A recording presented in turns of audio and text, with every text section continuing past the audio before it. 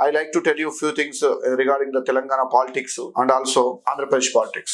రెండు రాష్ట్రాలలో almost all same కనబడుతుందండి. గెలిస్తే ఒక రకంగా, గెలవకపోతే ఒక రకంగా. ఒకనాడు వీళ్ళే చెప్పారు బీఆర్ఎస్ పార్టీ, మాకు గెలుపు ఓటములు ఒక లెక్క కాదు, ఓడినా ప్రజల వైపే, గెలిచినా ప్రజల వైపే, ప్రజలే మాకు అవకాశం ఇచ్చారు అనే పదాలు మీరు విన్నారు. ఇప్పుడు ఏం జరుగుతుంది రాష్ట్రంలో? ఓడిపోయినాక జీర్ణించుకోలేకపోతున్నాడు. అప్పుడు ప్రధానమంత్రి వచ్చినప్పుడు కలవకపోయా, ఆయన రిసీవ్ చేసుకోకపోయా, అప్పుడు టైం లేదంటే. ఇప్పుడు ఓడిపోయినావు, జస్ట్ ఒక ఎమ్మెల్యేగా పనిచేస్తున్నావు, నువ్వు చేసే ఘనకార్యం ఏముంది? వాళ్ళు రమ్మన్నారు, గవర్నర్ సభకు సంబంధించి, గవర్నర్ ప్రసంగానికి సంబంధించి పార్టిసిపేట్ చేయకపోతుంది, మాట్లాడకపోతుంది.